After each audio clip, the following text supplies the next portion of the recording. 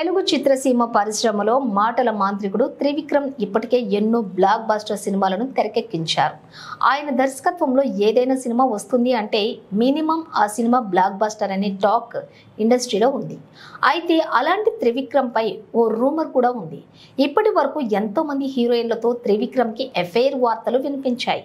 ముందుగా జల్సా సినిమా చేసిన సమయంలో సెకండ్ హీరోయిన్ గా చేసిన పార్వతి మెల్టన్ ని త్రివిక్రమ్ వాడుకున్నారనే టాక్ వినిపించింది.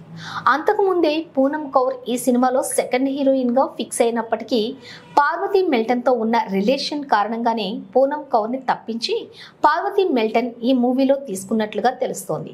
ఇక ఈ సినిమా తర్వాత పార్వతి మెల్టన్ కి అవకాశాలు వచ్చేలా చేసింది కూడా త్రివిక్రమే అనే టాక్ వినిపించింది.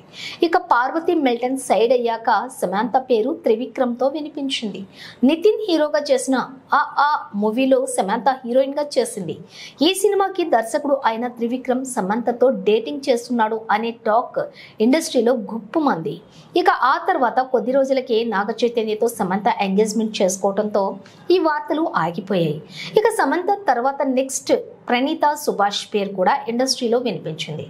అత్తారింటికి దారేది సినిమా చేసే సమయంలో ప్రణీత సుభాష్ త్రివిక్రమ్ మధ్య కొన్ని గాసిప్స్ టాలీవుడ్ ఫిల్మ్ సర్కిల్స్ లో వినిపించాయి. అంతేకాదు త్రివిక్రమ్ ని ప్రణీత ప్రైవేట్ ఫోటోస్ చూపెట్టి బెదిరించిందని, దాంతో త్రివిక్రమ్ 3 కోట్లు ఇచ్చి ప్రణీత మ్యాటర్ సెటిల్ చేశారని కొంతమంది ఇండస్ట్రీ జనాలు గుసగుసలు పెట్టుకున్నారు. ఇక మరో హీరోయిన్ పూజా హెగ్డే ఎన్టీఆర్ హీరోగా చేసిన అరవింద సమేత మూవీలో హీరోయిన్ గా చేసిన పూజా హెగ్డేతో కూడా త్రివిక్రమ్ కి అఫైర్ వార్తలు వినిపించాయి.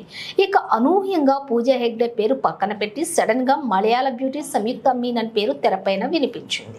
సర్ మూవీతో అతిపెద్ద బ్లాక్ బస్టర్ అందుకున్నటువంటి సంయుక్త మీనన్ అంతకుముందే పవన్ చేసిన భీమ్లా నాయక్ సినిమాలో రానా భార్యగా చేసింది. ఈ అవకాశం సంయుక్త మీనన్ కి త్రివిక్రమే ఇప్పించారనేది కూడా తెలుస్తోంది.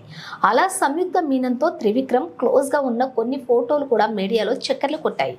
ఇలా చాలా మంది హీరోయిన్లు త్రివిక్రమ్ చేతిలో బలయ్యారని, ఆయన మాటల మాంత్రికుడుగానే కాదు టాలీవుడ్ ఇండస్ట్రీలో రసికరాజాగా కూడా పేరు తెచ్చుకున్నారని కొంతమంది ఇండస్ట్రీ జనాలు మాట్లాడుకుంటున్నారు.